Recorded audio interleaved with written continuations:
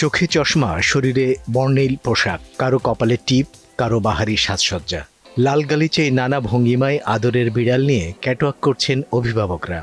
দেশি বিদেশি নানা প্রজাতির নানা নামের বিড়াল অংশ নেয় এই শোতে।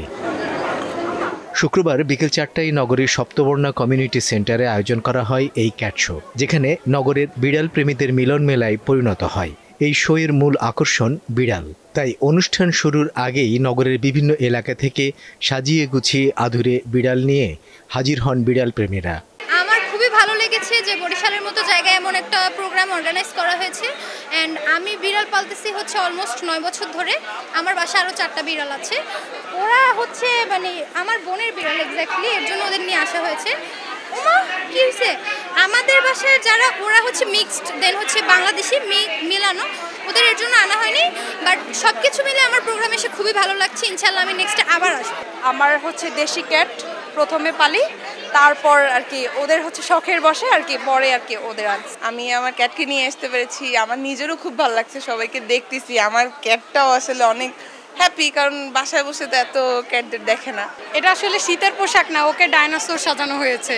ডাইনোসরের থিম অনুযায়ী ওকে আমরা সেরকম পোশাক পরাইছি। আমাদের মতো বিড়াল প্রেমীদের জন্য খুবই ভালো হয়েছে এই আয়োজনটা। আমরা অনেক বিড়াল প্রেমীদের দেখতে পারতেছি, তাদের ক্যাট দেখতে পারতেছি, খুবই ভালো লাগছে। এখানে যেভাবে ডক্টর আছে, তারপরে বিভিন্ন হাইজিন মেনটেন করা হচ্ছে, তো সবকিছু মিলায় এখানে কোনো প্রবলেম নাই। আমাদের ভালো লাগছে অনেক। আমরা এরকম আয়োজন সবসময় চাই, প্রতি বছরই আসলে এরকম আয়োজন হওয়া দরকার। বিড়াল নিয়ে এরকম ভিন্ন ধর্মী আয়োজন খুব ভালো লাগছে। আমরা প্রতি বছর এরকম আয়োজন চাই। এই আইডিয়াটা আমার একটু ইউনিক লাগছে। আর যেহেতু আমি এই কাজটা আমি নিজেই ওর জন্য ড্রেসটা বানিয়েছি, যেহেতু এই কারণে আমি চাইছি একটু ইউনিক কিছু হোক আমার বিড়ালটা। দ্বিতীয়বারের এই আয়োজনে Puchi, Oreo, Audi, Chimmi, Kitty, স্লোফি, চেরি, ভ্যানিলা সহ নানা নামের বিড়াল অংশ নেয়। যেমন খুশি তেমন সাজো প্রদর্শনী ও র্যাম্প শোতে অংশ নেয় প্রায় 50টি বিড়াল, যা দেখতে বিড়ালের অভিভাবকদের পাশাপাশি ভিড় করেন দর্শনার্থীরাও।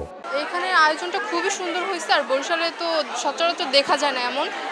আর এই ফার্স্ট টাইমে আমি এখানে আসছি, এর আগে আর আসা হয় না। আর যদি আমি বিড়াল খুব ভয় পাই, বাট এখানে আসার পরে খুব ভালো লাগতেছে।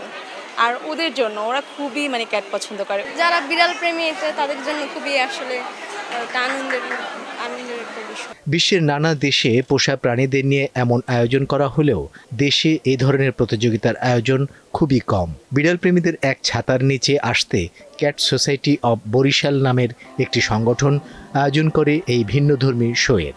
বিড়ালের প্রতি মানুষের ভালোবাসা বাড়াতে এই প্রদর্শনীর আয়োজন করা হয়েছে বলে জানান আয়োজকরা। আমাদের এখানে আয়োজন থাকছে আমরা শুরু করছি র্যাম্প ওয়াক দিয়ে, তারপর খাদক বিড়াল, most cute cat, most angry cat, stylish cat, এবং সাথে আমাদের পাখির প্রদর্শনীও আছে। আমরা মানুষদের মধ্যে অ্যাওয়ারনেস বাড়াতে চাচ্ছি। আর আজকে আমাদের এই অনুষ্ঠানে বিভিন্ন রকম কম্পিটিশন আছে। আমাদের 5টা কম্পিটিশন, খাদক বিড়াল, most cute cat, aggressive cat, আরও অনেক। তো আমরা এরকম প্রত্যেকবার শো অর্গানাইজ করতে যাচ্ছি।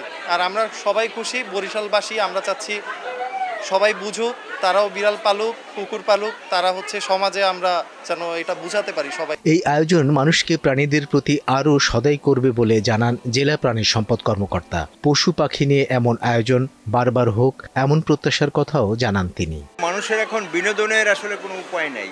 আগে স্কুলের খেলার মাঠ ছিল, বাচ্চারা খেলাধুলো করতো। আসলে নাগরিক জীবনে আবাসের সেই উপসঙ্গগুলো হারিয়ে গেছে। এখন আসলে শহরে আপনি লক্ষ্য করেন প্রতিটি পরিবারে একটি পোষা বিড়াল, কুকুর বা পাখি রয়েছে।